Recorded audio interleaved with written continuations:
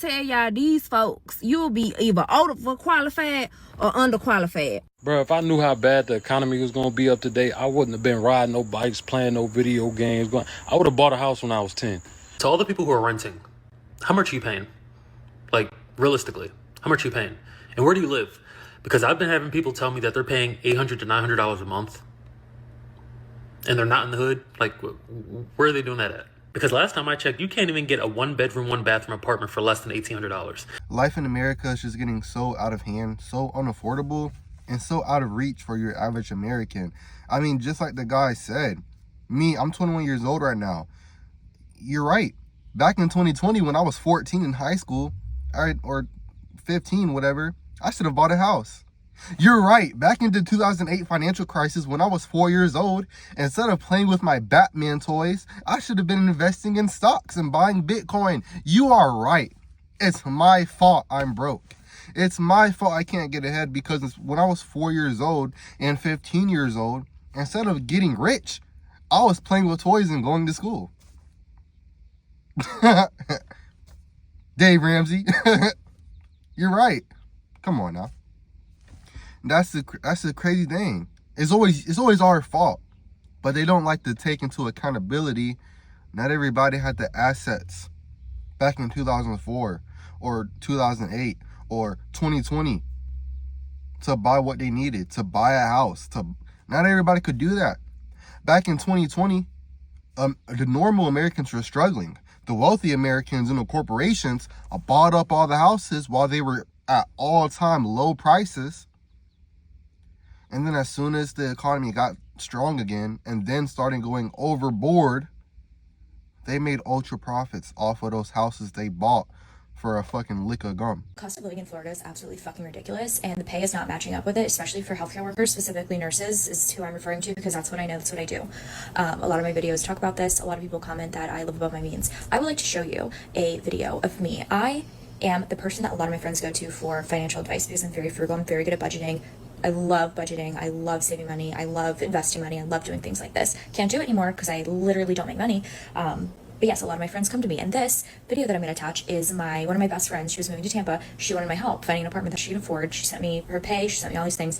So I said, oh my God, girly pop, absolutely. Look at this fucking shit. Okay, December 29th, 2020. This one was $13.40. I clicked on this link, and it took me here. All right, we're looking for the 1-1 that I sent her, which was this one. 743 square feet, 1-1. It was 18, but after all the additional, it's 1964. I sent her a 12-month lease. For a 12-month lease today, that is $24.61. So yeah, it's not a me issue, but thank you. Also, yes, I could get 27 roommates, or live like in Section 8 housing, or have like the cops perched outside my apartment every day. For example, my brother was trying to convince me to move to Jacksonville, and he's like, hey, you should come live here. He called me the other day. He goes, Grace, the cops knocked on my door at 4 a.m. and asked me if I heard anything. And I was like, did you? He's like, no. Apparently my neighbor got murdered and dragged down the stairs. But you should come live here because it's cheap. It fucking better be. There's no way that people think prices are still reasonable.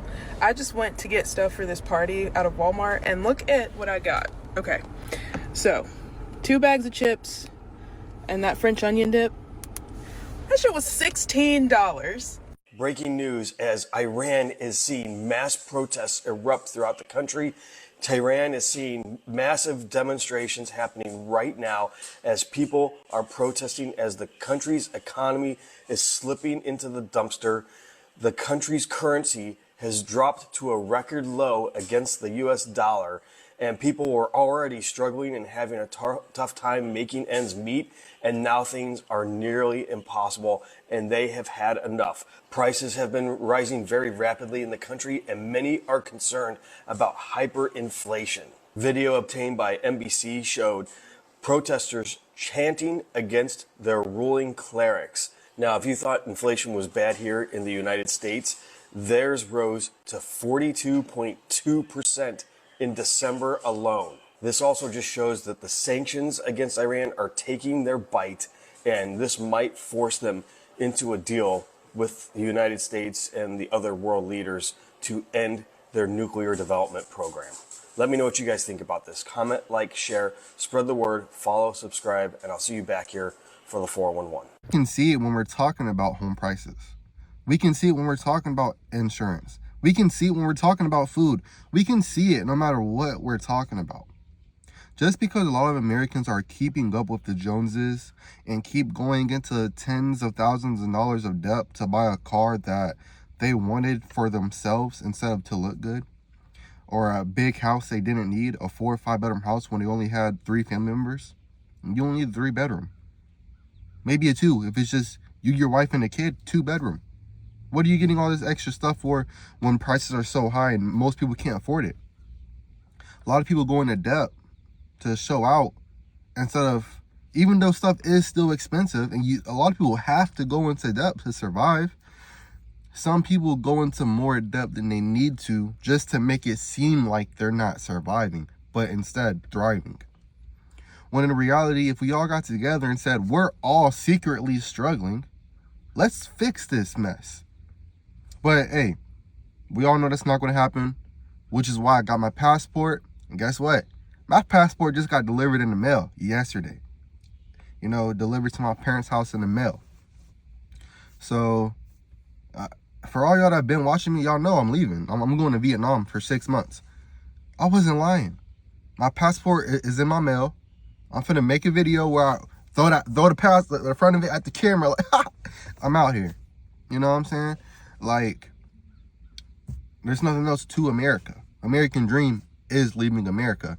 And I'm gonna make I actually already have made an entire video about how I'm leaving already because I was getting questions about it.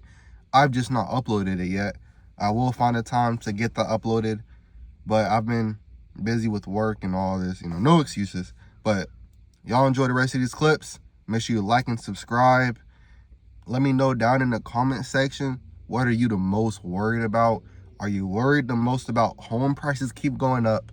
Are you worried the most about the fact that they stopped subsidizing government insurance so they went up by 3-4 times? Or are you worried about how 10 pieces of chicken is costing 30 bucks? You let me know down in the comments. And remember, no matter what happens, as long as you're alive, life goes on. Please tell me why I just went through McDonald's to get a Diet Coke. And I was on the phone with my husband while I was ordering, and he's like, wait, you're at McDonald's? Get a filet of fish sandwich. He's like, get me 2. It's Friday and Lent at McDonald's. We're like, great, I'll just eat that for lunch, and then we'll make something else for dinner. So, whatever. I order 3 filet of fishes in a separate order because she wouldn't let me add it on to my Diet Coke order. Anyways, that's a whole nother story. It pissed me off.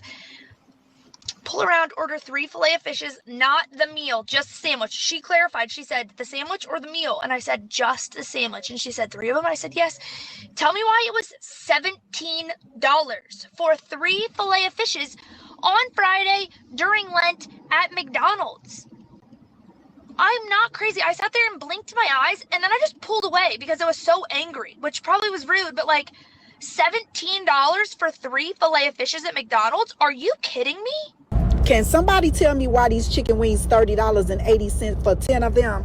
I might as well go to a restaurant and purchase them already cooked and clean and everything. I thought he said he was going to reduce grocery prices. The lies they tell.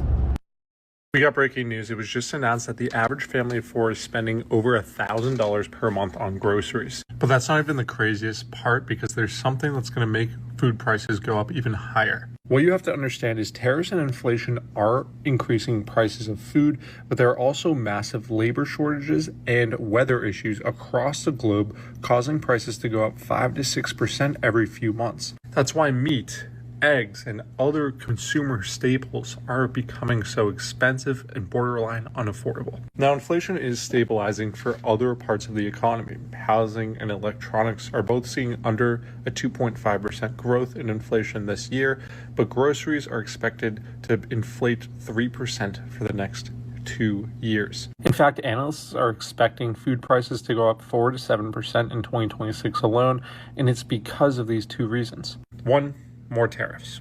The president said that he might pass more tariffs on different countries, which would cause more expensive grocery prices.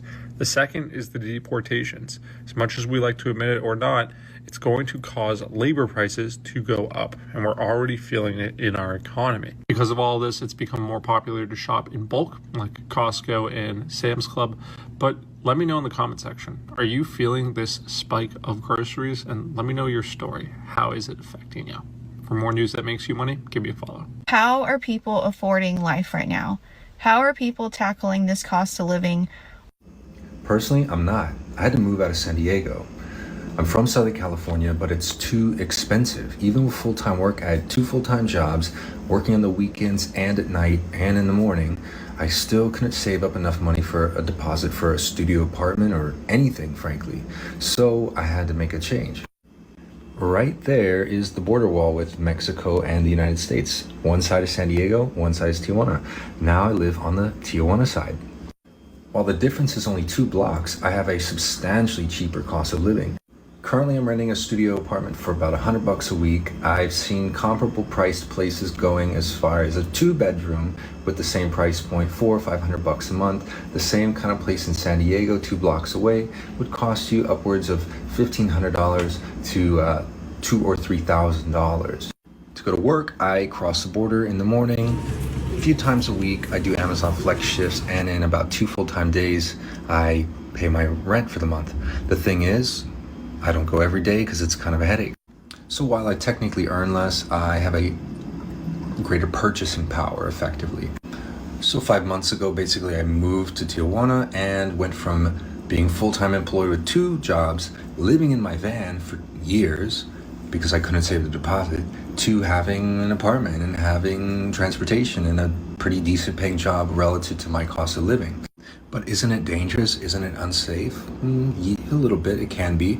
But literally, as I'm saying that, the police roll by. There's constantly a presence, so it does feel a little bit safe for that reason. Living in your car is not safe either. Being in your car is you're harassed all the time. You're bothered by strangers trying to steal your stuff. That's not a good life either. So while it's not a perfect solution, it's a solution for now, and it works. And I've improved my quality of life by moving 2 blocks. Follow for more about the cost of living in Mexico. Living on $1,200 a month should be outlawed. Like, the very fact that there are people in America in 2024 that's living on $1,200 a month and that's all that they get is absolutely insane to me. But it's only one way they're doing it, and I'm gonna tell you about how. The income that people are receiving for $1,200 a month is Social Security. And according to this article, they're saying that Social Security is expected to run out in 2035. Now, while that sounds like a long time away, I remember when I was a kid and I used to see on the news, because my grandma would always watch the news. I remember they would be on TV and like the Republicans would be like, you guys better stop your spending and be more responsible, talking to like Congress. And they would be like, you're mortgaging our kids' future. And I was thinking to myself, oh, okay, well, the future is now. I'm the kid, clearly. But the people that are receiving Social Security that's only getting $1,200 a month are managing to live because of one reason. Now, I hate to state the obvious, but y'all, they're homeowners. And I know it's really cool right now to get on the internet and talk about, oh, well, it'll never be your house if you gotta have property taxes and you gotta pay insurance. It's ridiculous. Well, baby, let me tell you something. If I was making $1,200 a month, I would definitely be more comfortable spending $300 a month on property taxes than $2,000 or more on principal, interest, taxes, and insurance if I buy a house late in life and or rent. So America was built on this promise that if you work for so many years, you were supposed to end up getting 3 things when you retire: pension, 401k, and Social Security. Well, pension ain't really a thing no more. 401k is kind of hit or miss now. So then that leaves Social Security, which goes back to the $1,200 a month that I was talking about. Now, I don't know if y'all know how much Social Security is, but that's really seriously a real number. It's hardly ever $2,000 a month. But the other part of that was, one, you're supposed to have a paid off house. So that was going to drastically reduce your expenses. And the other part that people still don't talk about is the fact that you were supposed to be sharing all of these bills and debt with a spouse. because when your spouse dies, you get their Social Security. So anyway, I say all of that to say, what is your plan? And when I say what is your plan, I say so very seriously, because I get it. When you 25, 30, you might not see it. But when you hit 41 and you don't own no house, 51, you don't own no house, 61, and you don't own a house. Like, how are you going to seriously afford your life if you can't even scrape up money for a down payment? Okay, cool. So I'm having to move out of my house because I can't afford rent. So I'm moving into my parents' property. But one time I couldn't afford rent either, and I was driving down the highway to try and go get help from social services, and the hood of my car smashed into my windshield and shattered it. So I pulled over, and this lady behind me pulled over and comes out. Turns out I happen to know her. So she helps me get to the social services office, and I'm calling my dad, and he's like out of state or out of town. And as I'm there, this other lady overhears me, and she's like, I'll call AAA and have them tow your car for free. What's your address? So they gave me a ride home, towed my car for free. A couple of days later, my friends called me, and they're like, hey, let's go out. And I was like, I'm sorry, I can't go out. I can't even get to work. My car is completely wrecked. The windshield's wrecked. I can't even make rent. I don't know how I'm going to fix this. So sorry, guys. And they're like, hey, you know what? We just ran into some cash, and we want to help you. So they paid for my car. They got me a rental, and they paid for rent for me that month. You want to know something? If the hood of my car hadn't flown up and shattered my windshield, none of that would have happened. I wouldn't have gotten any help, and I probably wouldn't have been able to pay rent that month, because I never would have told them that, hey, I can't pay rent. Sorry, I can't go out. I'd have been like, sure, let's go out. You know what I mean? So I'm just saying, like, you know what? Me moving into my parents' house at 30 is going to be the best thing that's ever happened to me. It feels like right now I'm pulling over on the side of the road with a shattered windshield. My life sucks, but you know what? Everything's going to be fine. Everything's going to be great. It doesn't matter. Be fine. We're all gonna be fine. I haven't joined in on complaining about anything in the economy, but when I saw this, I was like, you've got to be kidding me. You mean to tell me Tostino's pizzas are now $3.49 a piece? And if you don't believe that, let me show you. I swear, when I was a kid, these were 10 for $10, $1 each. $3.49, $3.49, $3.49, $3.49. What in the high holy of any and all hell has this world come to? $3.49 for one Tostino's pizza. My husband's only getting 2. That's it. I ain't fucking paying no more.